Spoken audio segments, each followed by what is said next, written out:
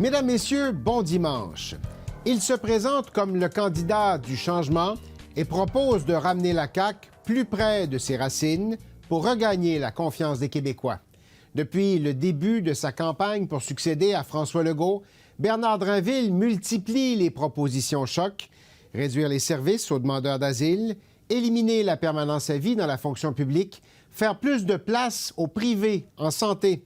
Et malgré des sondages qu'il place loin derrière sa rivale Christine Fréchette, il refuse de s'avouer vaincu, persuadé qu'il peut renverser la vapeur. J'ai rencontré Bernard Drinville à Montréal. Bernard Drinville, bonjour. Daniel Thibault, bonjour. Merci d'être aux coulisses, député de Lévis, mais surtout, candidat à la chefferie de la CAQ. Pourquoi vous vous êtes lancé dans cette aventure-là? Parce que j'ai le goût de faire des propositions qui vont, je le pense, nous permettre comme parti de se relever du marasme dans lequel on se trouve. Parce que ça va pas bien. Bien, les chiffres le montrent, en tout cas, que ça va pas super bien. Puis moi, je pense qu'il faut vraiment donner un coup de barre. Je pense que si on veut relever la CAQ, il faut changer de cap, OK?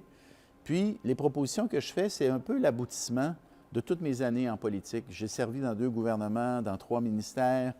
Puis, je tire un certain nombre de conclusions, notamment sur le fonctionnement de l'État ou le mauvais fonctionnement de l'État. Et j'arrive donc avec des propositions qui, dans certains cas, effectivement, remettent en question des vaches sacrées. Je sais très bien que c'est le cas, mais je pense qu'on est rendu là au Québec. Je pense que le modèle québécois a fait son temps, puis je pense qu'il est temps de le réinventer. Puis je me base sur mon expérience pour faire ces propositions. Est-ce que ce coup de barre dont vous parlez, il passe nécessairement par une réorientation beaucoup plus vers la droite? Parce que c'est ce qu'on vous attache cette étiquette-là, puis il y a certaines des idées que vous avez mises de l'avant qui sont effectivement plus à droite. C'est là qu'on est rendu, c'est ça? Moi, je m'assume comme candidat de centre-droit. Alors, dans centre-droit, il y a, oui, la droite, mais il y a le centre. Donc, appelons ça conservateur modéré. Mais je pense qu'il y a des changements qu'on doit faire qui, oui, remettent en question les façons traditionnelles de donner les services publics, par exemple. Moi, je dis, si le réseau public pour lequel tu as payé n'est pas capable de te donner, par exemple, l'opération à laquelle tu as droit, bien, on ne devrait pas hésiter à t'envoyer au privé. Après un certain temps, là, puis ça devrait être l'État qui devrait payer avec la carte d'assurance maladie, par exemple. Est-ce que c'était ça que ça devait être la CAQ? Est-ce que la CAQ s'est perdue? Un peu. Je pense que sur la réforme de l'État, là, tu sais, on avait dit qu'on allait être meilleur que les autres pour donner des services plus efficaces. Là. Tu sais, avoir un État plus efficace, moins bureaucratique ou moins bureaucratisé. Je pense que là-dessus, on n'a pas fait le travail. Il faut, à un moment donné, se donner les moyens d'avoir un État qui est beaucoup plus agile, qui est mieux adapté. Il y a des nouvelles technologies comme l'intelligence artificielle qui vont nous permettre d'être beaucoup plus efficaces. Si on est pour utiliser ces nouvelles technologies, il faut se donner les moyens d'avoir un État qui est moins lourd et donc, éventuellement, d'avoir moins de fonctionnaires. Moi, je pense que ça prend moins de fonctionnaires, mais il faut se donner les moyens d'en avoir moins, là. C'est ça la rupture avec François Legault? C'est ça qui vous différencie de François Legault? C'est ce qui me différencie de François, puis je pense que c'est ce qui me différencie de Christine également. Je pense qu'elle est beaucoup plus dans le statu quo. Moi, je propose effectivement des changements.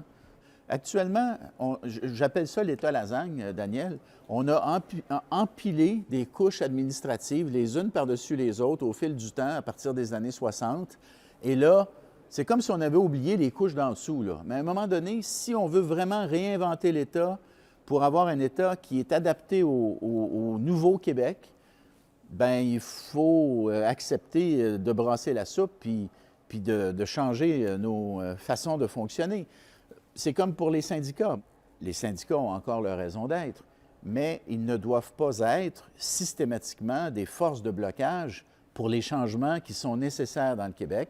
Puis moi, je pense qu'il y a beaucoup de syndiqués qui nous écoutent, qui sont d'accord avec plus de démocratie, plus de transparence syndicale, tu sais, des votes de grève pris à 2 heures du matin, des cotisations utilisées pour contester des lois comme la laïcité. Moi, je pense que même les syndiqués ne sont pas d'accord avec ça, Ça sonne comme une offre conservatrice. J'ai l'impression d'entendre ce que M. Ford dirait en Ontario, même à la limite ce que M. Poilievre dirait. C'est là qu'on est. Vous associez un peu davantage à ce genre de courant politique-là? Bien, moi, je renoue honnêtement avec les origines de la CAQ.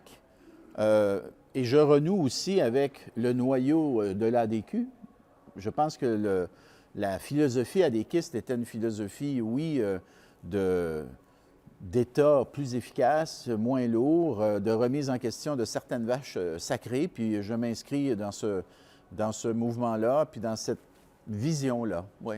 Vous parliez des sondages pour votre parti tout à l'heure. Vous avez vu les sondages aussi de la course. Vous avez vu où vous logez. Mme Fréchette est en avance. Ouais. Le parti sans chef est plus populaire que vous. Comment vous renversez ça? Oui. Bien, il faut faire attention. Ceux qui vont voter dans cette course, c'est les membres. Hein? Puis d'ailleurs, je le dis tout le temps, si vous trouvez que les idées que je mets de l'avant valent la peine d'être appuyées, n'hésitez pas, ça coûte 15 vous achetez votre carte, vous allez pouvoir voter. Oui, mais il y a une limite au nombre de gens que vous pouvez amener le 13 chez mars. vous. Ah non, il n'y a pas de limite. Moi, hier, il y a j'étais pas à de Rouyn-Noranda, puis j'avais des gens qui étaient dans la salle, qui n'étaient pas des caquistes, qui m'ont dit « On est venu vous entendre parce qu'on vous a entendu dans une entrevue, on a aimé ça. » Alors non, moi, jusqu'au 13 mars, les gens peuvent acheter leur carte. C'est comme ça qu'on gagne, c'est en allant chercher des gens. Vote par vote. OK. Daniel, C'est vote ça, par OK. vote. Mais c'est ça, la marge est haute, là. Oui, mais la marge, c'est pas les sondages qui vont décider la course. Je vous garantis que c'est pas ça qui va arriver. Et moi, je suis convaincu d'une chose, c'est que si on continue comme ça a été le cas, on va se planter. Puis alors oui, je propose des orientations différentes, très différentes de ce qu'on a été jusqu'à maintenant, mais je pense que c'est les bonnes orientations pour nous permettre de se relever. Et c'est fidèle à ce que nous étions comme parti au début et à la promesse que nous avons faite. On a fait la promesse aux Québécois qu'on allait réinventer l'État. On ne l'a pas fait. Il n'est pas trop tard pour bien faire. Allez-vous être de la course jusqu'à la fin? Ben oui.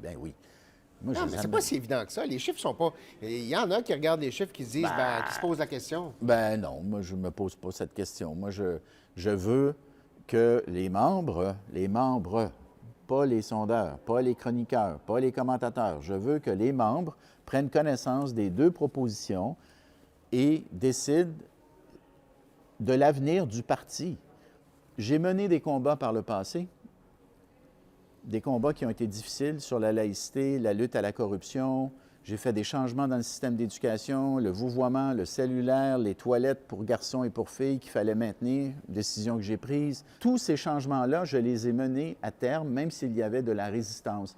Et moi, ce que j'offre dans cette course, c'est la solidité, la fiabilité, le courage de faire d'autres changements que les Québécois attendent de nous. Comment vous gagnez la prochaine campagne électorale? Je sais que c'est encore des sondages, mais les sondages ne sont pas bons pour la CAQ. Depuis déjà plusieurs mois, PQ est en tête depuis plusieurs mois, les libéraux se rapprochent derrière. Comment vous vous faufilez là-dedans?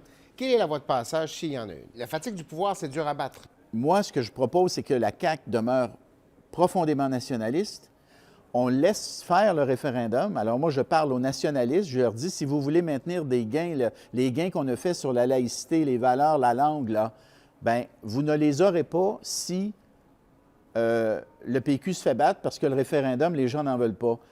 Il vaut mieux que les nationalistes se rallient à un véhicule comme la CAQ pour préserver les acquis puis continuer à renforcer le Québec. Et je dis aux Québécois, s'il vous plaît, pensez-y 2 fois avant de ramener les libéraux, parce qu'ils n'ont jamais été capables de défendre qui nous sommes, notre différence. Puis on le voit, Charles Milliard n'est même pas capable de dire qu'il va protéger les lois sur la laïcité des décisions des tribunaux. Il refuse de dire qu'il va renouveler la clause dérogatoire qui est pourtant prévue dans la Constitution. Alors, je trouve que la voie entre les deux, c'est-à-dire un nationalisme sans référendum, un nationalisme qui assume notre différence, c'est ça la voie de la CAQ. Et donc, moi, je vais plaider ça et je pense que je suis capable, dans un débat notamment, je pense que je suis capable, dans un débat, de regarder les Québécois dans les yeux et de leur dire, écoutez, il ne faut pas mettre de côté les gains qu'on a faits, il faut faire des changements, mais cette espèce de voie modérée, pragmatique, nationaliste et économique, c'est la bonne voie pour notre avenir collectif. Bernard Drinville, merci beaucoup. Bonne chance. Daniel Thibeault, merci beaucoup.